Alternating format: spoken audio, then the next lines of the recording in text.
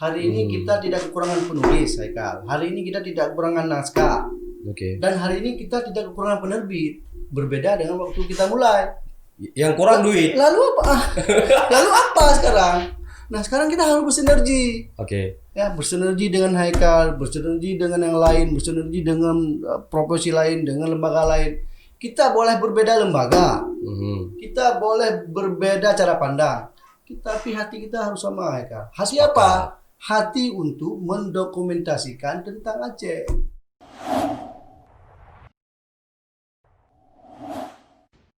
Assalamualaikum warahmatullahi wabarakatuh. Selamat datang kembali di Paradigma Channel. Kali ini kita kedatangan tamu luar biasa. Di hadapan saya sudah ada seorang pengusaha muda, peneliti muda, akademisi muda, pokoknya serba muda. Beliau tamu istimewa saya pada kali yang berbahagia ini. Selamat malam Dr. Muklis Ilyas. Saya panggilnya Muklis. Ya, Pak Muklis ya.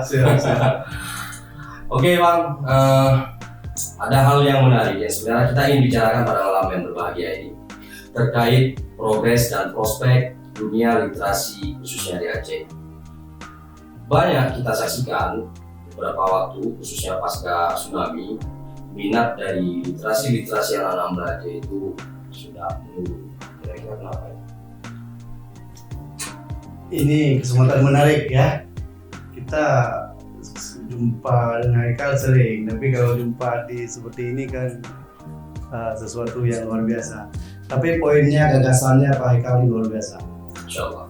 Ya, tapi menyangkut dengan gerakan literasi sebenarnya di Aceh sudah mulai membanggakan. Nah, membanggakan daripada misalnya 10 tahun lalu, 20 tahun lalu. 20 tahun yang lalu Pak Haikal, tahun 2000, 2001, 2002 itu jarang sekali di Aceh yang serius orang menulis buku. Kan lagi konflik. Itulah makanya ini kan sesuatu yang sangat membanggakan hari ini. Kalau dari segi gerakan literasi, Betul. berbeda dengan gerakan politik, domainnya waktu itu lagi tinggi. Tapi sekarang persoalan gerakan literasi sudah bisa kita banggakan.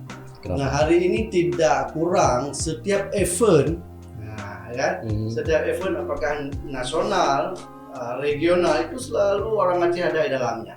Salah satunya? Selalu ada kan. Kalau misalnya ada Ubud Writer Festival, selalu ada orang Aceh di dalamnya. Kalau ada misalnya Festival Borobudur, selalu ada orang Aceh di dalamnya. Nah, ke depan barangkali mungkin ada gerakan Festival Aceh Festival atau Writer Aceh Festival misalnya. Pasti itu akan lahir di Aceh, Pak. Ya, saya juga pikir demikian. Kalau kita lihat semangat kawan-kawan muda ya di media-media sosial dalam menulis status atau apa, setidaknya kayak tim dulu lah. Iya, burunya baik kan. Bayangkan jalan kita sudah ada yang digagas oleh Pak Yarmin dan kawan-kawan. Itu ada FAME. Iya, FAME. Forum Menulis Aceh. Itu luar biasa. Ya, saya ikut di dalam. Oh, mantap. Itu usianya mulai dari SMA sampai dengan profesor ada di FAME. Nah, itu artinya gerakan literasi di Aceh itu sudah menjadi gerakan kolektif, tidak memandang usia, tidak memandang latar belakang pendidikan, tidak memandang afiliasi apapun. Jadi itu positif. Ada nggak misal pengaruhnya itu ketika gerakan literasi sudah mulai menanjak naik, khususnya di kalangan anak-anak muda di Aceh pasca konflik atau pasca tsunami, tetapi di media-media sosial justru budaya caci maki itu justru lebih naik juga gitu ya. Kira-kira ada pengaruhnya nggak itu? Nah, itu persoalan sebenarnya. Persoalan bagaimana kita bersikap bijak dalam mengelola media sosial, dalam mempergunakan media sosial. Nah, persoalan media sosial kan arus berita hoax, arus berita yang sering sekali tidak akurat itu kan sering di-share, sering di-like oleh tidak juga dilatar belakangi oleh pendidikan, tidak dilatar oleh usia. Seorang dokter sekalipun sering sekali itu men-share berita-berita yang akurasinya dipertanyakan. Nah, itu artinya gerakan literasi dalam satu sisi kita bisa membanggakan di Aceh, tapi sisi lain sikap atau kebijaksanaan mempergunakan media sosial ini jadi persoalan di Aceh. Nah, itu barangkali orang boleh berpengetahuan tinggi, tapi kalau tidak ada kebijaksanaan itu apa? Betul. Nah, itu Pak Eka. Jadi kalau kita lihat sekarang kan ada kubu-kubu yang memang secara literasi saling ya katakanlah berlomba-lomba gitu ya, baik dari akademisi ataupun dari kalangan pesantren. Oh ya, perlu saya perkenalkan, Dr. Mukhlisuddin Ilyas ini salah satu peneliti yang konsen dalam dunia daya, dunia daya. Jadi beliau sangat konsen meneliti tentang manajemen pendidikan daya ataupun hal-hal yang berkaitan dengan daya. Ya, mungkin bisa dijelaskan bagaimana minat dari kawan-kawan daya khususnya dalam gerakan literasi itu sendiri dibandingkan dengan kawan-kawan di dunia akademik atau dunia kampus. Itu seperti apa? Ya, tren penulisan dari santri misalnya juga tinggi sekali kan. Nah, hari ini kita harus berbangga bahwa UIN itu memberi ruang mengorbitkan banyak sekali santri-santri dari daya. Jadi hari ini misalnya santri daya bisa bergerak dan berada di banyak struktur, itu kontribusinya UIN. UIN harus kontribusi. Kalau Unsyah enggak? Kalau saya lain. Punya dua ji lain. Bukan anak sih. Mungkin beda ya. Beda. Ya mungkin ini menarik untuk kita bedah, khususnya dalam dunia literasi. Mungkin kawan-kawan penasaran juga, sudah berapa lama sih sebenarnya Mukhlis bergelut dalam dunia literasi? Sebenarnya ini kan panggilan moral saja. Jadi ketika tahun 2000 semester 6, tapi saya pernah itu 2003 dan ada banyak kawan lain, ada Pak Dr. Sehat, ada Pak Jabal Sabir, ada Husaini Endi, kemudian ada Pak Adli, ada Kamul Zaman, dan Pak Sulaiman, dan kemudian jadi semacam kepedulian. Itu semua bermula dari pura-pura. Pura-pura gimana?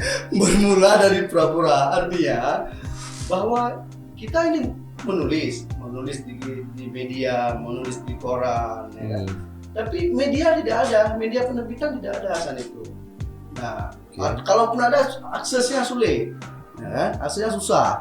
Karena memang kita juga dari kampung, dari kampung. Jadi nggak tahu menerbitkan buku itu seperti apa ya?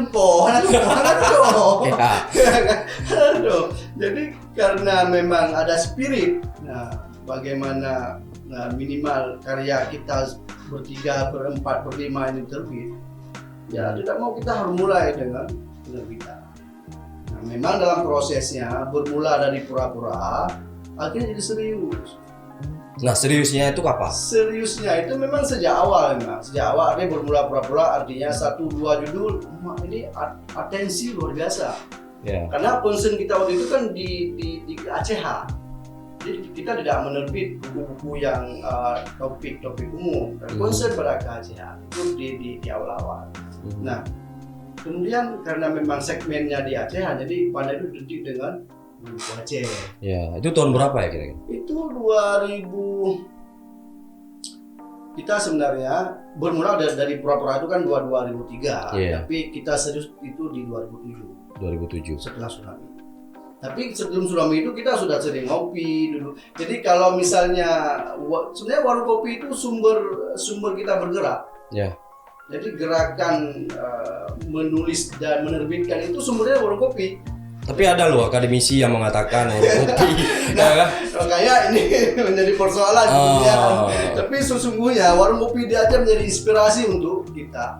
Tapi berbalik loh dengan akademisi yang mengatakan warung kopi itu melahirkan generasi-generasi yang papa, miskin, bodoh. Mungkin cara pandangnya berbeda. Kalau kita kan mengalami, ini kan by empiris ya. Kita betul-betul merasakan sumber kita bergerak itu warung kopi. Yang ngomong profesor loh. Ya mungkin cara pandang, mungkin pandangan sisi yang lain. Tapi kalau sisi kita, kalau khusus sisi literasi, ya kita percaya bahwa warung kopi itu sumber kita bergerak. Ya, saya sepakat. Dan hari ini terbukti kan, eksistensi bandar itu dan bisa membantu banyak kawan-kawan untuk terbit buku itu sumbernya juga sih warung kopi. Jadi saya sepakat soal warung kopi di Aceh itu jangan disamakan dengan yang lain. Di sana ada ruang silaturahmi, ada ruang dialog, ada ruang untuk merajut inspirasi. Ada dawa gibah-gibah dorong kopi Warung selesai. kopi tetap selesai. Ya, selesai di meja Pak kopi. Facebook bege-bege. Ya. Li mula Facebook, hai, ya ada kopi. Ya, nggak, saya sepakat itu. Oke, berarti Bandar mungkin sekitar tahun 2007 ya. 2007 mulai start untuk penerbitan buku pertama. Nah, buku apa pertama yang diterbitkan Buku oleh pertama Bandar? itu tetap buku direkturnya. Kan nggak mungkin buku yang lain. Dan itu jadi buku pertama dan Muklis. itu kelompok diskusi kita itu saya mulai kecil waktu itu. Oh, gitu? Saya mau dua kecil, ada satu senior lebih kecil lagi dari saya. Nah, tapi yang lain kan nggak semangat. Ya. Nah, kan ngomong-ngomong aja. Ini untuk eksekusi nggak ada kan. Akhirnya udah penghabannya waktu eksekusinya. Ya boleh aja dia Aceh waktu Ya. itu kan banyak sekali orang-orang Asing kan. ya. Nah, kita banyak baca buku-buku berbahasa asing, ya, tapi orang lokal kok nggak ada buku. Mhm. Jadi akhirnya waktu itu kan 2007 itu masih orang tulis buku itu sesuatu yang wah gitu kan. Nah, buku pertama saya itu sebenarnya sederhana sekali, itu kumpulan tulisan sebenarnya. Tapi karena dipromosi ya kan, kadang-kadang diterbitkan oleh penerbit lokal, oleh anak-anak muda waktu itu, jadi heboh ya kan? Masuk di media, masuk di Dan koran, ya. cukup menyemangati ya. Menyemangati kawan lain. Akhirnya apa yang terjadi? Mhm. Gara-gara buku kumpulan tulisan itu, kawan-kawan yang lain itu serius menulis. Itu tuh kumpulan tulisan di mana awalnya ditulis? Itu penulisan di Serambi. Oh, di media-media. Di media, ada di Harian Aceh waktu itu. Tetapi landasannya empiris ya. Empiris. Jadi ada hal menarik yang saya dapatkan dari riset kecil-kecilan bahwa sebelumnya Bandar bergerak di bidang literasi khususnya penerbitan percetakan, dan kabarnya awalnya itu tidak mendapat support dari badan-badan NGO ataupun funding asing ataupun funding lokal sekalipun. Apa benar seperti itu ya? Dalam prosesnya ya, tapi kan itu tidak boleh tidak boleh memundurkan semangat kita kan, tidak boleh kita kehilangan semangat. Betul. Nah, artinya saya punya pengalaman ketika misalnya dulu waktu BRR ada dukungan misalnya dana ke penerbit lokal di Aceh, kita nggak dapat. Oh ya. Padahal teman-teman ada banyak lembaga dapat, tapi sesungguhnya hari ini lembaga itu mati semua. Lembaga penerbit ya. Artinya apa? Itu bukan soal duit. Jadi waktu masa pasca tsunami itu kira-kira menurut Muklis itu ada berapa lembaga penerbitan yang sempat disupport? Karena waktu itu kan ada basisnya modelnya yayasan, NGO segala macam. Ada perusahaan juga. Tapi artinya saya hanya sempat artinya diskusi dengan kawan. Kok kita nggak dianggap, kan? Kok yang lain dianggap, kan? Tapi ya udah, kita sambil nonton Piala Dunia waktu itu kan, ya tahu aja kenapa tak buktikan dan yang bisa eksis. Ya. Semangatnya kan masih semangat mahasiswa waktu itu kan. Waktu saya udah selesai kuliah lah, yang awal-awal selesai kuliah. Nah artinya untuk gerakan bukan persoalan rupiah di depan, tapi persoalan mimpi, persoalan konsistensi. Jadi hari ini kita misalnya bergerak konsisten di bidang literasi, itu bukan kita pikir yang lain, tapi soal konsistensi. Kenapa memilih bisnis literasi? Itu prosesnya, rupanya dalam prosesnya dari hobi. Ini kan tidak dari hobi ini kan, dari gerakan Hanap Tuhan Pelibrang. Waktu itu kan kalau kita mau kirim naskah kan susah sekali ya kan. Nah hari ini kita kan dengan ada penulis sendiri kan mudah sekali. Nah artinya dari proses hobi, ya kan, dari proses eksistensi personal, ini jadi istilahnya profesional kemudian. Profesional. Nah ada sisi sosial kapital, ada sisi yang kapital.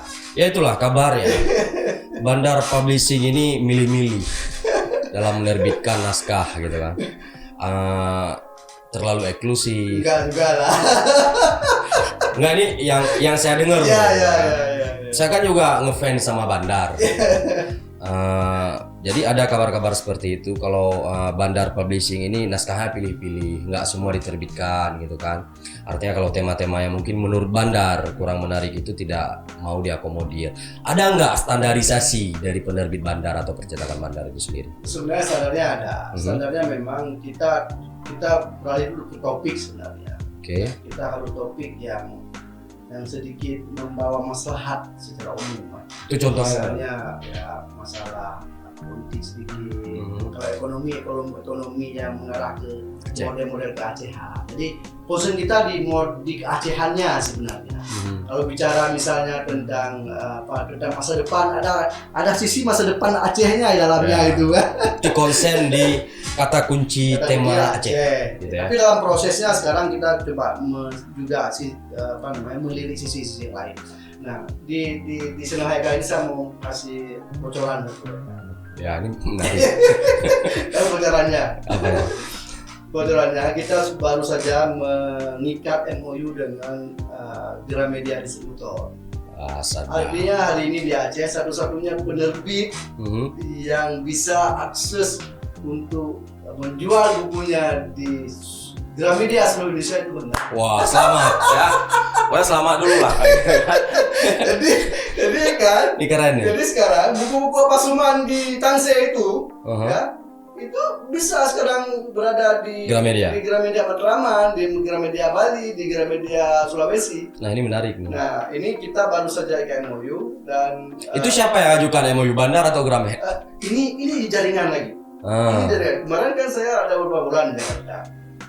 Jadi jumpa kawan di Jogja, kemudian jumpa kawan penerbit di Jakarta. Dia bilang Bandar itu sudah pantas jadi distributor ke Aceh. Ya. Oh masih mau kontak, saya bilang. Kita kontak. Oke. Kita kontak. Nah akhirnya ketemulah. Terus konkretnya dealnya kita sudah bikin MOU untuk baru ke depan. Nanti bisa dinilai. Nah untungnya itu bukan hanya bisa untuk buku Bandar. Kalau ada penerbit lain di Aceh, tapi distribusinya via Bandar, Bandarnya akan mendistribusi ke seluruh Indonesia. Nah ini artinya ini beranjak dari pura-pura 2007 kan. Akhirnya Gramedia itu mengakui kita sebagai sebuah penerbit profesional. Ya itulah sebenarnya ini pertanyaan saya selanjutnya yang ingin saya tanyakan dengan kehadiran Gramedia di Banda Aceh. Apakah tidak merasa Bandar Publishing itu merasa terkikis? Ya. Tidak. Karena gini dalam filosofi kita itu semua itu adalah partner, semua itu adalah jejaring. Ya. Kan nggak mungkin Gramedia jual buku semua dulu. Ya. Masih terbatas space-nya, terbatas ruang, durasi, waktu untuk bukunya. Jadi ada yang tidak ada Gramedia, ada di kita. Ada yang tidak ada kita, ada yang di Darussalam. Jadi semua ada sisi yang bisa. Nah sekarang kan ada dua kunci. Bagaimana kita bisa kreatif dan bagaimana kita bisa inovasi, itu aja. Nah salah satunya untuk kita inovasinya, kita kreasinya adalah kita jadi distributor saja. Ya itu menarik. Itu poin penting bahwa hari ini kalau ada penerbit di Aceh yang lain secara mandiri, kita bisa join, bisa berjejaring, lalu bukunya bisa kita mungkin bulan depan sudah mulai. Artinya seluruh Gramedia kan namanya Aceh. Kita dan untungnya kita diberi kebebasan untuk distribusi di Gramedia apa saja. Misalnya kita mau Gramedia Medan. Di semua wilayah ya? Di semua wilayah, di Kalimantan, di Jakarta, di Bandung, Surabaya, Jogja. Jadi kita bisa milih-milih juga dan itu Sitino udah masuk, tinggal syawal dalam. Tapi jujur, walaupun tadi awal berangkat Bandar Publishing itu pura-pura dan juga bukunya itu dari kumpulan tulisan dari media, misalnya tulisan-tulisan di media gitu ya. Nah, dalam hal ini saya sepakat ya. Ini kalau saya pribadi gitu, saya sepakat bahwa itu bisa dikatakan sebagai sebuah karya. Artinya tidak semua, kalau menurut saya itu tidak semua kumpulan tulisan itu bisa dikatakan buku. Nah, ada nggak menurut Bandar itu standarisasi ataupun pendefinisian buku itu harus seperti apa dan ini baru diterbitkan oleh Bandar? Katakanlah ketika bandar menuju era profesional ya. Ya sekarang walaupun dia kumpulan tulisan itu kan harus ada basis Epistemologisnya, dasar, ya. metodologisnya. Maksudnya dia bukan karangan bahasa Indonesia dulu waktu kita SD. tugas SD. Oh. Kan ada dulu waktu SD kita karangan mengarang hari ini. Karena saya dulu Ya, ya. karena dulu Ya. tetap lah, tetap kita kan mempertimbangkan itu juga. Nah sekarang dengan tren sekarang kemajuan teknologi itu punya cara sebenarnya, punya cara. Kalau memang itu merasa buku itu cukup untuk beredar di kita beredar saja. Jadi ada cara sekarang, ada banyak cara seseorang itu bisa meningkatkan kualitas tulisannya dan bisa meningkatkan daya distribusi bukunya. Ya, tapi saya sepakat itu standarisasi bandar itu harus dipertahankan. Insya secara isu jelas keacehan. Dan itu menarik gitu. Jadi tidak semua buku diterbitkan istilahnya. Karena jujur kalau menurut saya pribadi itu kumpulan-kumpulan ya katakanlah kumpulan status Facebook, kumpulan tweet di Twitter gitu kan. Kemudian dijadikan buku, kemudian diterbitkan. Nggak pernah kita klaim kita yang benar. Ya, kita harap juga kan. Dia siapapun dia jangan mengharap dia paling benar, itu persoalannya kan. Oke, jadi menurut Muklis itu dalam kondisi seperti ini pandemik katakanlah, yang pertama seperti apa bisnis literasi ini? Kira-kira matian atau macam berdenyut misalnya? Munyo tak ikuti irama pandemi mati deh. Yang tips bandar bertahan seperti apa? Kalau kita ikuti irama pandemi mati kita, tapi kan kita nggak boleh seperti itu. Ya. Kita diberi akal, diberi hal yang lain lah oleh Tuhan, jadi kita menggunakan. Nah sekarang kan misalnya bandar itu berbulan itu menghabiskan operasional itu hampir 5 juta operasional saja, gaji orang ini anak-anak itu toko segala macam. Nah artinya kalau kita nggak berkreasi gimana tahu juga jiwanya ada dawo yang rumah mungkin kata saya karena nggak ada. Betul. Jadi akhirnya kita harus harus kita kasih tahu dan situasinya begini, dan lalu kita harus buat inovasi-inovasi. Salah satunya ya kita main di media sosial, main dengan marketplace. Ya. Oke. Kalau dari segi penjualan kurang drastis memang, tapi kita nggak boleh larut dengan situasi hari ini. Yeah. Ya. Kalau saya berpikir personal, saya udah bisa meninggalkan dunia ini, dunia literasi maksudnya, sudah bisa bergerak ke dunia penelitian misalnya kan di dunia penulisan. Tapi kan ini sudah menjadi kepedulian. Jadi sudah menyatu. Artinya bagaimana anak-anak di toko juga, bagaimana kawan-kawan. Kalau misalnya saya keluar dari dunia literasi atau dalam konteks dunia penerbitan, bagaimana besok saya bisa bantu orang yang tidak ada biaya tapi punya naskah dan mulut kita itu wajib terbit. Makanya nggak boleh. Ini dunia ini harus berjalan dan kita juga harus ikut di dalamnya. Jadi banyak kawan-kawan juga bertanya ke saya, berapa biaya menerbitkan buku di Bandar Publishing? Sekarang nggak, sekarang sangat tentatif dan sekarang sangat bisa merayap, bisa ngutang lagi.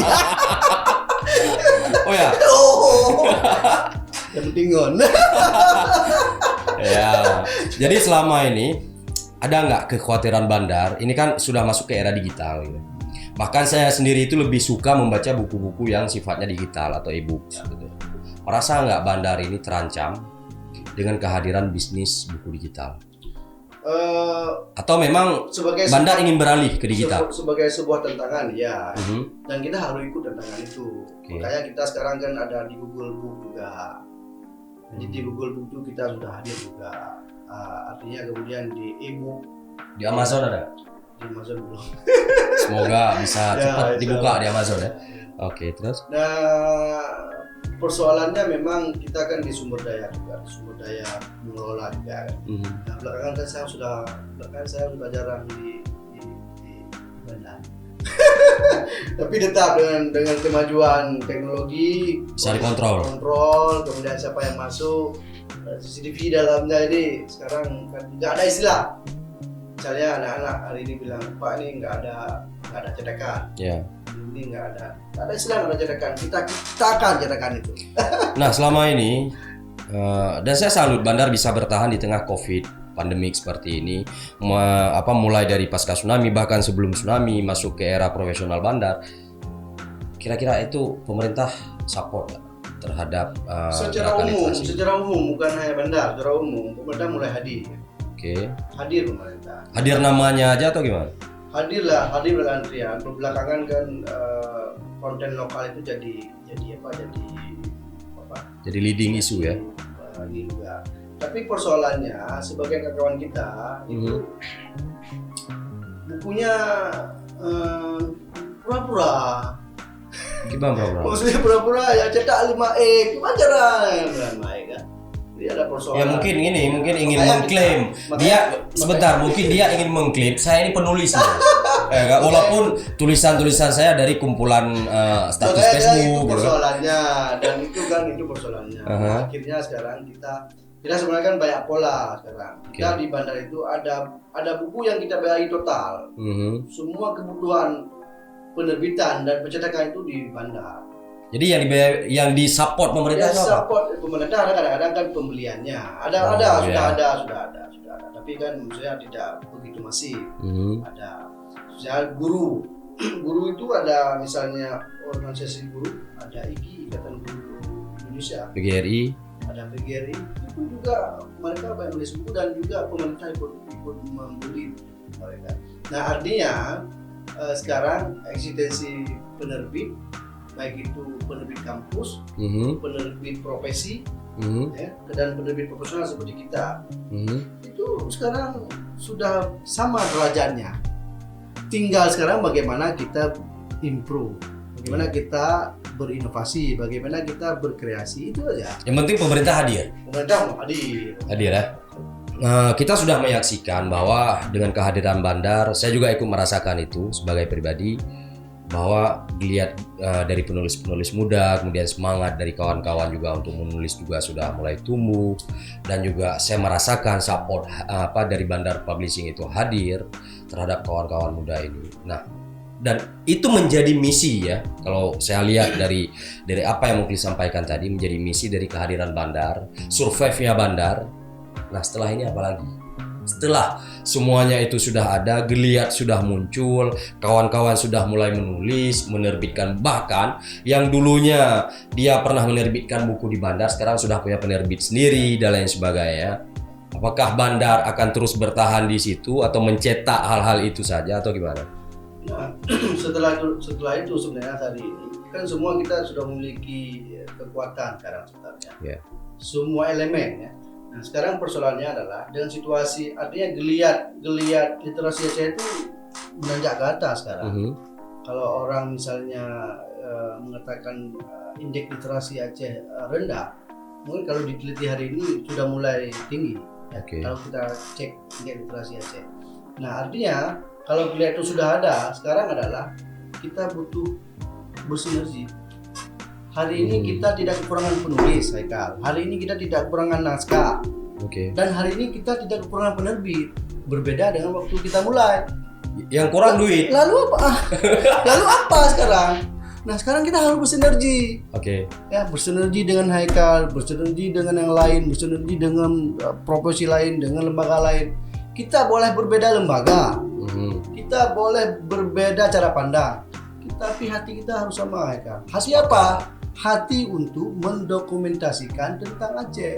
Saya sepakat. Tentang pemikiran orang Aceh. Tidak sedikit maksud saya, tidak sedikit orang Aceh itu yang tidak levelnya guru nasional. Tapi karena bacaannya diterbitkan di Aceh, dicetak di Aceh, dibaca juga oleh orang dusunnya di sebuah desa di Aceh. Kita keluar dari paradigma itu, dari cara pandang itu. Kita hari ini menerbitkan buku dalam Google, ditulis oleh orang sekitar dalam Google, tapi juga dibaca oleh dunia. Nah ini pertanyaannya nih, ini ketika bicara dalam Google gitu. Jadi banyak yang bertanya suara-suara sumbang yang saya dengar juga. Kenapa sih Bandar selalu menerbitkan bukunya KBA? Bukan ya KBA. Bukan KBA. Tapi Ya ini ada loh pertanyaan. Walaupun saya sebenarnya paham, ya kan? artinya apakah Bandar itu berdosa? Bukan hanya Bandar. Haikal dan kita semua di sini ini di ruang ini akan berdosa melihat karya anak Aceh yang berbundel-bundel itu, yang berjilid-jilid itu, lalu kita saksikan saja, nggak ada eksekusi. Kalau dan KBA itu nggak mengeluarkan biaya dia terbit buku di Bandar. Lalu bagaimana? Kita terbitkan. Lalu ya dia juga nggak minta apa-apa, itu dia sebenarnya. Tapi kalaupun ada baru udah kasih ya. Artinya nggak ada deal apapun. Dia yang mengatakan kita ada naskah. Dan itu bukan hanya untuk Pak KBA. Yang lain juga. Ya, yang lain misalnya buku Bang Murja. Iya, MH. Ya, ini apakah Bang Murja kasih uang ke saya lalu saya terbit? Enggak, pakai uang kita. Lalu dari mana uang Bandar? Nah, ini persoalan Tuhan Maha Kaya. Jadi munyoategle, ya, lumpogot, jalan dulu. Kita percaya itu. Pokoknya saya ingat. Saya percaya itu Haikal, dan hari ini Haikal, misalnya agar orang kejut-kejut juga. Oh, Pak, bukunya bagus nih Pak, kita bantu terbit aja. Oh bisa ya? Ya ini kejut-kejut juga.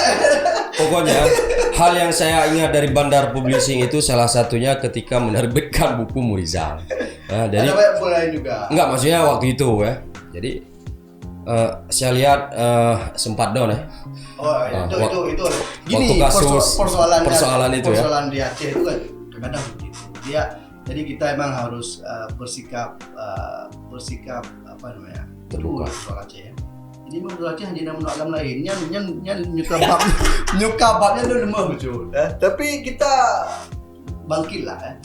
Dan memang dalam prosesnya kita sempat mau tutup Bandar. Waktu kasus itu. Artinya kita menutup karena kayaknya kita nggak bisa lah hidup di Aceh dengan inovasi sebenarnya nggak bisa. Nah persoalan kita, inovasi kita, kreasi kita, lalu dihargai oleh si pula. Misalnya harimau itu menghargai kontribusi kita, lalu yang disalahkan harimau salah, kita juga salah. Siapa yang betul? Dia yang betul. Nah itu persoalan di Aceh. Persoalan nggak boleh ada manusia. Nah itu kita harus keluar dari zona itu. Makanya saya bilang, saya itu Bandar itu ya, orang-orang yang pernah mencibir Bandar lalu bukunya terbitkan pakai biaya Bandar. Dan cara mukulnya seperti itu sekarang. Dan si penulisnya tidak merasa terpukul, tersindir. Saja dia. Tapi kita pukulnya seperti itu. Nah, dan di Aceh banyak sekali gitu. Dan apakah kita menyerah dengan situasi cara pandang, cara perilaku orang Aceh itu? Nggak boleh. Ya saya pikir harus dilawan. Nggak boleh. Saya beruntung sekali punya banyak guru orang, misalnya Prof. Musni. Ya. Datang gitu. Prof. itu datang ke mana? Setiap saat dia datang. Please lanjutkan. Tingkatkan kualitasnya. Lanjutkan. Jangan peduli. Ya saya sepakat. Kehadiran Prof. Yusni, kemudian kehadiran Prof. KBA gitu ya, bagi saya pribadi justru juga memberi semangat tersendiri. Makanya saya kaget melihat naskah KBA sampai 7 jilid, 6 ya waktu itu, 6 jilid di kantor Bandar, masih berbentuk dummy, naskah buku. Sampai saya tanya siapa yang nulis gitu kan. Makanya untuk ke depan saya pikir orang-orang seperti KBA harus hadir di meja ya, ini. Artinya, gitu kan? Haikal, kalau ada hari ini karya lain yang menulis di luar cara pandang Pak KBA, kita siap. Haruslah. Kita harus siap. Artinya konteksnya konteks kajian. Artinya kita pernah misalnya hari ini misalnya baru-baru ini kita menerbitkan satu buku, itu bukunya jalan yang profil perintis Damai Aceh itu. Ya. Itu di kolaborasi. Jadi naskahnya itu disiapkan oleh Kaios, penerbitannya di Bandar. Jadi itu sekarang kerjanya itu kerja kolaborasi sekarang. Ya, dan itu menarik. Buku kita terbitkan, kita biayai. Apakah Bandar punya uang? Nggak ada uang. Yang penting ini. Tapi masyarakat. Yang penting ya seperti ya kalau menurut saya nggak tahu dah kalau di bandar saya standarnya seperti apa gitu kan. Tapi kalau menurut saya itu sudah menarik bahwa naskah-naskah atau tulisan-tulisan kolaboratif dari kawan-kawan baik akademisi dan lain sebagainya. Yang penting bandar tetap menjaga kualitasnya, gridnya, jangan sampai kumpulan-kumpulan status Facebook diterbitkan di bandar gitu kan. Emang. Persoalan ada 1-2 itu biasa gitu kan. Dalam pertarungan ada 1-2 yang bekas sarung tinju gitu. Jadi apa kira-kira pesan Muklis selaku pembisnis dalam dunia literasi, kemudian selaku akademisi, selaku peneliti muda terhadap kawan-kawan muda yang masih bergerak dalam dunia literasi ataupun yang masih ingin bangun, menulis, menerbitkan buku, juga kepada pemerintah, kepada kolega-kolega Bandar Publishing. Dan saya pikir itu harus diungkapkan sejujur-jujurnya, setuntas-tuntasnya. Bek ngomong. Oke, apa kira-kira? Yang pertama untuk generasi ini yang muda lagi Waino. Konsistensi. Ya, Lumpuh aja. Muklis bergerak literasi itu kan karena lumpuh. Ya. Ulun enggak. Karena konsistensi aja mengantarkan kita di dunia itu. Dan akhirnya apa? Membawa dampak baik bagi orang. Jadi dua mendemeng, peng mendemeng, Ya. amal mendemeng. Artinya kita bantu orang, kita terbit buku orang tanpa biaya segala macam. Ya, tapi itulah karena memang demeng, hati-hati. Jadi konsistensi yang paling penting. Konsistensi. Yang lain? Ya, itu untuk generasi muda pertama. Jadi generasi sekarang itu jangan baru pura-pura bergerak kapan itu le. Yang harus kapan kamu bersama. Uang itu mengikuti kita, Ya. bukan kita mengikuti uang. Itu harus jadi filosofi. Ini seperti konsep Imam Ghazali Ya, ya. artinya gagasan ya, Ya, gagasan, akal baik, partnership, mitra, kolaborasi bersama. Betul kau kata lah. Ya, kita boleh berbeda lembaga, kita boleh berbeda cara pandang, Oke. ya. Tapi untuk gagasan yang baik, kita harus siap-siap bermitra, harus berkolaborasi. Nggak bisa kita hari ini berdiri sendiri, nggak bisa hari ini kita bergerak sendiri. Oke, selain konsistensi, Itu yang yang paling utama. pertama konsistensi, kolaborasi. Nah, kolaborasi misalnya hari ini kita berpartner dengan siapa saja, kita membantu lembaga-lembaga lain. Dan yang paling penting adalah hari ini kita memang harus bagaimana mengajak semua elemen sebenarnya bahwa dunia literasi Aceh itu tinggi di level baca. Oke. Tidak baca orang Aceh. Tapi untuk memiliki bacaan itu jadi persoalan. Untung sekarang ada media sosial. Terus sekarang ada media sosial, tapi persoalan lain adalah bagaimana sekarang kita eksekusi. Jadi untuk dunia hari ini itu nggak boleh lama-lama perdebatan, Oke. nggak boleh lama-lama diskusi. Sudah dapat poinnya eksekusi. Berarti konsistensi, kolaborasi dan Eksekusi. eksekusi. Ya, be Be lihat apa? natu, cakap-cakap pendeng. Urus Aceh kan yang penting. Jadi Dino harus keluar dari zonanya. Jadi Dino nggak haba dia diskusi je, pebut tu. Nak pebut? Baik lagi orang ngomong lu, pula paling pula campli lam, bak paling mikir dah. Nyo pula campli je lah macam ke. Apa yang paling awak wangi kan itu lah. Oke, dan ini menjadi diskusi menarik. Saya pikir menjadi semangat bagi kawan-kawan muda di Aceh, khususnya yang baru atau ingin bergerak dalam dunia literasi. Bandar Publishing dan Dr. Muklisuddin Ilyas bisa menjadi referensi untuk tukar pikiran dan saling berdialektika, khususnya dalam dunia literasi. Insyaallah untuk ke depan kita akan membahas tema-tema menarik lainnya, khususnya dalam segmentasi podcast Paradigma Channel kali ini. Mungkin kawan-kawan jika memiliki saran siapa-siapa saja yang bisa kita hadirkan atau ingin kita bicarakan, silahkan merekomendasikan dengan cara berkomentar di bawah video ini. Dan jangan lupa like, share, dan subscribe video ini hingga kita bisa selalu terus berdialektika dalam narasi intelektual. Salam Paradigma.